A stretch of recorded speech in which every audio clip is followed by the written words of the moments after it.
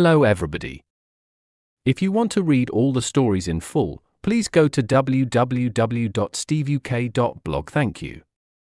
Short Story 584, The Crimson Elevator, Intermediate. In the heart of a towering office building in downtown London, Emily worked late every night as a cleaner. The building was always empty after hours, except for the hum of fluorescent lights and the distant echo of her footsteps. One rainy evening, as she finished mopping the lobby, the elevator dinged unexpectedly. The door slid open, revealing a man in a drenched coat, his face pale and eyes wide with terror. "Help me," he gasped, stumbling out. Blood trickled from his mouth, and he collapsed onto the floor. Emily rushed to him, but before she could call for an ambulance, he whispered, "Don't take the elevator. It's alive."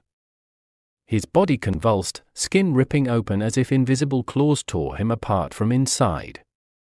Guts spilled out in a steaming pile, the smell of iron and decay filling the air. Emily screamed, backing away, her hands slick with his blood. Shaking, she grabbed her phone to dial emergency services, but the signal was dead. The elevator doors opened again, invitingly. No choice, the stairs were locked for security. She stepped inside, pressing the button for the ground floor exit. The doors closed with a soft thud, and the elevator began to descend smoothly at first. Then, it jerked to a stop between floors. The lights flickered, turning a sickly red. Emily pounded on the buttons, but nothing happened. A low growl echoed from the walls, like a starving beast. She looked up and saw the ceiling panels bulging, as if something was pressing down. Droplets of blood seeped through the cracks, splattering her uniform. Panic rose in her throat. She clawed at the doors, nails breaking, fingers bleeding. Suddenly, the floor shifted, and she felt it, the elevator was breathing. Warm, foul air puffed from vents, carrying the stench of rotting flesh. Visions flashed in her mind, previous victims trapped here, their bodies crushed, bones splintering like dry twigs, organs liquefied into crimson sludge that painted the walls. The walls closed in, metal groaning. Emily's arm snapped first, the bone protruding through skin in a jagged white spike. She howled in agony as ribs cracked, puncturing lungs. Blood filled her mouth, bubbling with each desperate breath. In her final moments, she realized the elevator was a creature, disguised in steel, feeding on fear and flesh of those who rode alone at night. The doors opened at the lobby, empty and clean once more. Emily's mangled corpse lay in a pool of gore, eyes staring blankly. The building stood silent, waiting for the next late worker. Vocabulary notes by Gemini Pro AI. Fluorescent, adjective. Meaning, it describes a type of light that is bright, sometimes with a slightly harsh or buzzing quality, typically found in offices or public buildings. Example, the building was always empty after hours, except for the hum of fluorescent lights and the distant echo of her footsteps. Similar words: glowing, luminous, radiant, phosphorescent. Convulsed, verb. Meaning, to make sudden, violent, and uncontrollable movements. This often suggests a body in a state of extreme distress or pain. Example, his body convulsed, skin ripping open as if invisible claws tore him apart from inside. Similar words: twitched, shuddered, shook, spasmed. Sludge, noun. Meaning, a thick, soft, wet mud or a similar substance. In this context, it refers to a gruesome, semi-liquid mixture of body matter. Example, organs liquefied into crimson sludge that painted the walls. Similar words: ooze, mire, muck, grime. Groaning, verb. Meaning, making a low, mournful sound, often indicating pain, distress, or a heavy strain. Here, it personifies the sound of the metal walls as they deform. Example, the walls closed in, metal groaning. Similar words: moaning, creaking, rumbling, grinding. Protruding, verb. Meaning, sticking out from a surface. This word is used to vividly describe the sharp, visible appearance of a bone breaking through the skin. Example, Emily's arm snapped first, the bone protruding through skin in a jagged white spike. Similar words, jutting, projecting, sticking out, extending. Mangled, adjective. Meaning, severely disfigured or damaged by crushing, tearing, or twisting. It implies a state of extreme and horrific injury. Example, Emily's mangled corpse lay in a pool of gore, I staring blankly. Similar words, mutilated, shredded, butchered, deformed. Story written by Grok for AI. Image created by Imagio AI. To read all the stories in full, please go to www.steveuk.blog. Thank you. CC Music, drifting at 432 Hz, unicorn heads. Welcome to The Explainer. So, you ever wonder what makes a scary story scary? It's not just the ghosts and monsters, right? There's an engine under the hood, a whole toolkit an author uses to build that feeling of dread. Today, we're popping that hood to see exactly how it works, using a story called The Crimson Elevator. We're going to look at the setting, the pacing, and especially the language that creates pure terror. Okay, let's dive right in. The entire mystery of the story kicks off with this single, terrifying warning.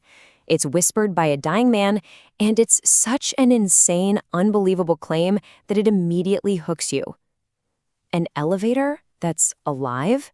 It perfectly sets up the supernatural conflict we're about to get into. All right, so every great horror story knows this trick. Before the real scary stuff can happen, you've got to set the mood. And here, the author starts by taking something completely ordinary, a late-night office building, and just twisting it, making it feel deeply unsettling and lonely. And this is so smart. The author doesn't just say, the building was empty. Instead, they make you feel it with one tiny detail. The hum of fluorescent lights. You can almost hear that sound right now, can't you? That low buzz. It instantly creates a cold, sterile, buzzing kind of loneliness. Our protagonist, Emily, is already trapped in that feeling before the real threat even shows up. So that quiet, humming loneliness we just talked about, well, it's about to be completely shattered. This is the inciting incident, the moment the story takes a hard left turn from kind of creepy to full-on horrific. And it literally just stumbles into the lobby. And boom, here it is, our first blast of really shocking, visceral horror. But what makes this so effective is that the violence has no visible cause. There's no monster, no killer in the room, just invisible claws. That lack of a clear attacker just amplifies the terror, because it makes the threat feel like it's everywhere and nowhere at the same time. We have to talk about the word choice here, convulsed. I mean, the author could have said he was shaking or trembling, but convulsed is on a whole other level.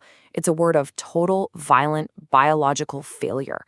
It paints the picture of a body just tearing itself apart in its last agonizing moments. It's brutal. And here it is, the classic horror trap in action.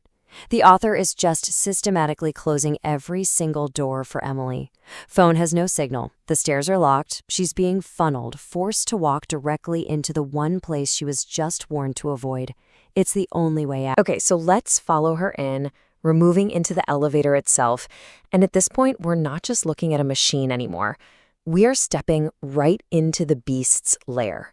And you can feel the author just cranking up the fear, one calculated detail at a time. Just look at how perfectly this escalates. It starts with something that could be simple mechanical failure. A sudden stop, then it moves to the visual, the lights turn a sickly red, then it's auditory, a growl from the walls, and finally, physical evidence, blood. Each step methodically transforms the elevator from a malfunctioning machine into something predatory, something monstrous. This is the turning point. Right here. The author takes the metaphorical threat and makes it completely literal. The elevator isn't like a monster anymore. It is a monster. It's breathing. Giving it a biological function, complete with a foul smell, confirms our worst fears. This thing is alive. All right, now we're at the climax, and this is where the author's choice of words becomes a weapon. This isn't just about what's happening, it's about the very specific vocabulary being used to make the horror feel intensely real and physical. So while Emily's trapped, she has this horrifying vision of the elevator's past victims, and the description is just designed for maximum impact. The organs aren't just destroyed, they're liquefied. They don't just stain the walls, they paint them. It's such active, gruesome, and honestly unforgettable imagery. And let's stick with that word choice for a second. The author could have used something like blood and guts, but sludge is so much more effective. It gives you this thick, disgusting, semi-solid texture in your mind's eye. It's just a far more repulsive and memorable visual. So now the threat is no longer a vision, it's immediate, it's physical. The elevator's own structure is starting to attack. And the sound here, the groaning metal, adds this whole other layer of sensory horror to the experience. By choosing the word groaning, the author gives the inanimate metal a voice. It's not just creaking or bending. A groan implies effort, almost like a sound of pain. It personifies the attack, making it feel deliberate and alive, as if the creature is straining to crush its prey. The attack on Emily begins, and you should notice how the writing style itself changes. The sentences become short, sharp, and brutal, mirroring the violence. There's no poetry here, just the stark, awful reality of the action. The author chooses a word like protruding for its cold, clinical, graphic precision. There's nothing left to the imagination. You just see that jagged white spike of bone. It's a detail specifically chosen to heighten that physical horror. And the assault is just ruthlessly efficient. There's no pause, just a merciless cascade of fatal injuries. Ribs crack, lungs puncture. The creature is literally dismantling its victim. And in her final, agonizing moments, the truth of the monster is laid bare, for both Emily and for us. It's not just a killer. It's a predator, one that sustains itself on the terror and the very bodies of its victims. And its disguise is perfect, hiding in the mundane world. So what happens after the climax? Let's look at the story's final, haunting images and what they imply about the true nature of this elevator monster and the horror it represents. And this is where we're left, with a brutal, unflinching image of the aftermath. There's no last-minute rescue, no hero arriving. There's only the quiet, tragic results of the elevator's feeding. The author's final word choice here is mangled. It conveys the absolute totality of the destruction. Her body isn't just injured, it's ruined, disfigured by extreme violence. A final, brutal punctuation mark on the story. You know, this might be the most terrifying part of the entire story. The evidence is gone. The trap is reset. The lobby is clean and silent, just as it was at the beginning. This isn't the end. It's just an intermission.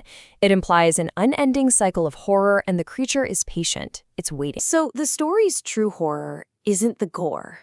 It's the idea. The idea that something we use every single day without a second thought could be a predator. And it leaves us with this question that really lingers, making you look twice at the mundane, mechanical world all around us. If an elevator can be a monster, what else is just pretending to be normal?